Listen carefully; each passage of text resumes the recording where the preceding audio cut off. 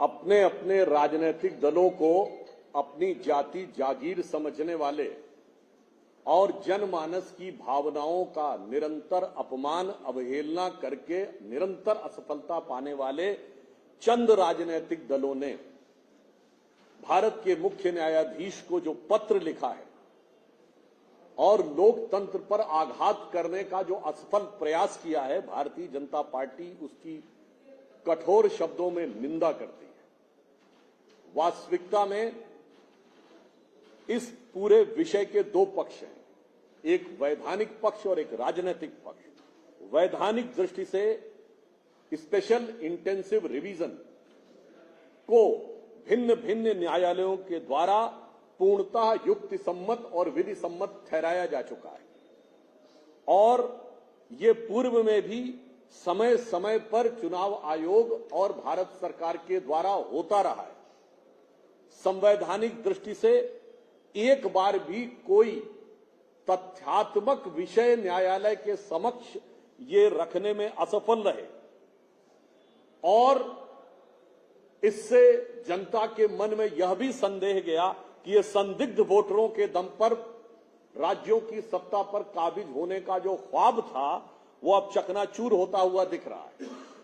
तो मैं कांग्रेस पार्टी और अन्य विपक्षी दलों से पूछना चाहता हूं कि आपने जिस भाषा शैली में सर्वोच्च न्यायालय को पत्र लिखा है, ये वही अहंकारी भाषा शैली नजर आती है जो आपातकाल के समय में दिखाई पड़ती थी। मैं कांग्रेस पार्टी से पूछना चाहता हूं, क्या यह सच नहीं है कि केरल में आप ही के एक बड़े नेता शशि थरूर जी एक टीवी कार्यक्रम में बोल रहे हैं, उनका वीडियो अवेलेबल है, जिसमें उन्होंने कहा है कि एसआईआर के द्वारा जो वोटर रिवीजन हुआ उससे कांग्रेस को फायदा हुआ केरल में, चूंकि कम्युनिस्ट पार्टियों ने जो फेक वोटर्स बना रखे थे वो डिलीट हो गए।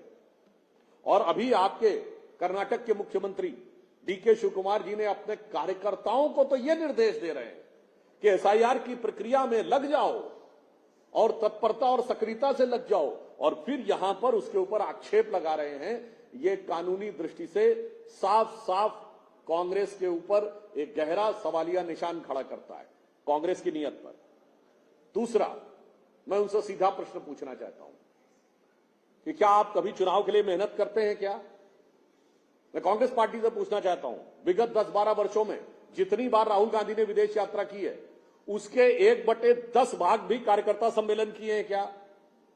हमारे बड़े बड़े वरिष्ठ नेता बूथ लेवल सम्मेलन, शक्ति केंद्र स्तर सम्मेलन, मंडल स्तर के सम्मेलन करते हैं और हमारे वरिष्ठतम नेता वर्तमान अध्यक्ष श्री नितिन नवीन जी, पूर्व अध्यक्ष आदरणीय जगत प्रकाश नड्डा जी, गृह मंत्री अमित शाह जी, रक्षा मंत्री राजनाथ सिंह जी के स्तर के लोग बूथ लेवल वर्कर सम्मेलन और शक्ति केंद्र सम्मेलनों में जाते हैं। मैं कांग्रेस से पूछना चाहता हूं और आप सब लोगों के माध्यम से, कितनी बार देश ने देखा है कि आप अपने कार्यकर्ताओं का सम्मेलन कर रहे हैं? चुनाव के समय हमारे नेता कहते हैं कि 25 दिन बंगाल में रहेंगे। मैं पूछना चाहता हूं, आप कितने दिन रहे वहां? चलिए, बंगाल में आपका कुछ था नहीं, असम में कितने दिन रहे राहुल गांधी जी? केरल जहां आप डिफॉल्ट से आ गए वहां आप कितने दिन रहे?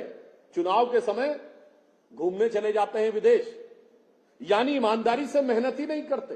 अच्छा, मेहनत न करें तो अलग है। पॉइंट नंबर 2, अपने कार्यकर्ताओं को जलील करते हैं। गुजरात में जाके आप बोलते हैं कि गुजरात में 2 प्रकार के कांग्रेस कार्यकर्ता हैं, कुछ जो कांग्रेस के साथ हैं और कुछ जो बीजेपी के साथ हैं। चलिए, जलील करना तो अलग है।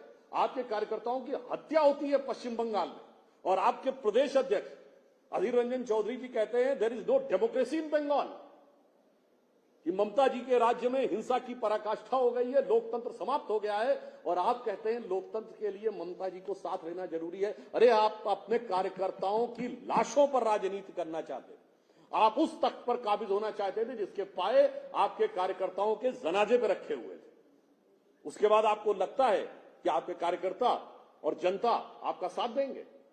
यहां तक कि इंटेलेक्चुअल्स की भी बात है तो बस बाहर जाना, विदेश में जाकर और चंद भारत विरोधी इंटेलेक्चुअल से मिलना और भारत में आके आज कांग्रेस पार्टी इस बौद्धिक दिवालियापन पे आ गई है कि उसके पास अपने बौद्धिक विचारक तक नहीं रह गए। ताल कटोरा स्टेडियम में चंद घोषित हिंदू विरोधी तथा कथित स्वयंभू बुद्धिजीवियों को खड़ा करके आप सोचते हैं कि ताली बजवाकर आपको राज मिल जाएगा, तो भारत की प्रबुद्ध जनता अब पूरी तरीके से समझदार हो गई है। और इस प्रकार से जो कांग्रेस पार्टी करने का प्रयास कर रही है, उसके लिए मैं कहना चाहूंगा कि देश की प्रबुद्ध जनता भली भांति समझती है कांग्रेस पार्टी की स्थिति क्या है। ये अपने आलस्य, अकर्मण्यता और अक्षमता के लिए लोकतंत्र को अपमानित करने में लगे। इनकी स्थिति वो है जो आप लोगों ने सुना होगा कि एक आलसी व्यक्ति पेड़ के नीचे लेट जाए, आम के पेड़ के नीचे, आम का सीजन चल रहा है, और मुंह खोल के लेटा रहे और कहे मेरे मुंह में अपने आप आम गिरना चाहिए।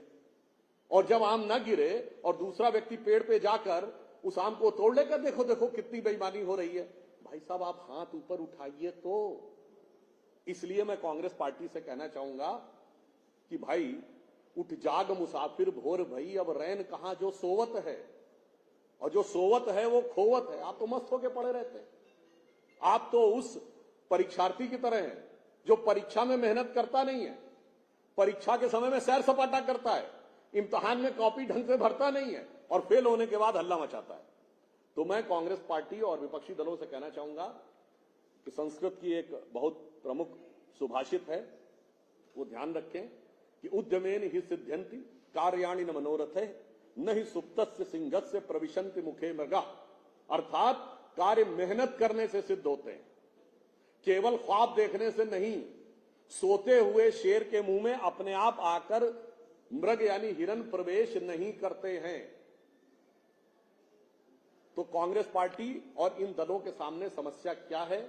जैसा मैंने कहा कि ये सामंती शैली में अपनी पार्टियों को चलाते हैं, खुद को शहंशाह समझते हैं, अपने कार्यकर्ताओं को कारिंदा समझते हैं जिनकी जान की भी कोई कीमत नहीं, और जनता को अपनी बंदगी समझने वाला बंदा समझते हैं।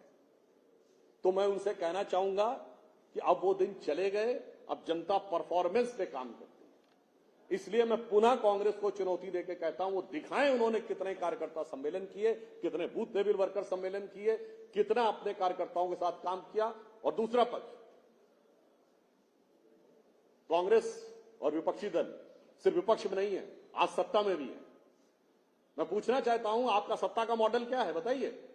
आप कर्नाटक में सत्ता में हैं, तेलंगाना में सत्ता में हैं, हिमाचल में सत्ता में हैं।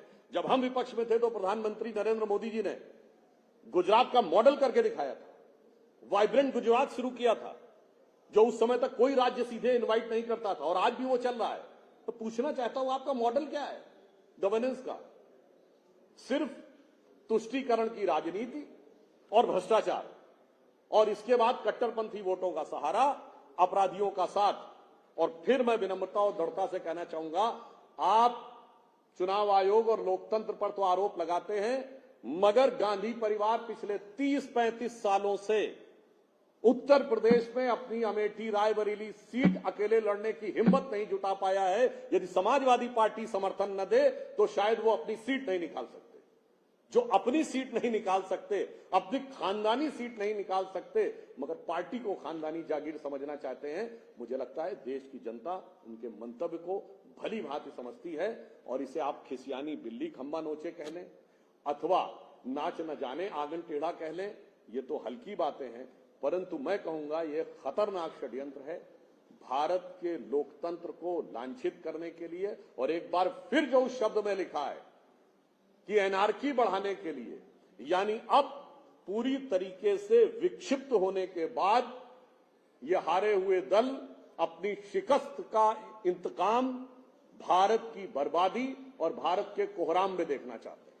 Sir, the opposition parties have also demanded the immediate suspension on the ongoing voter verification system. In this letter, they have stated that ongoing voter verification system should be... I just want to ask one question. In Kerala, when the local bodies election happened, it was conducted by the State Election Commission of Kerala.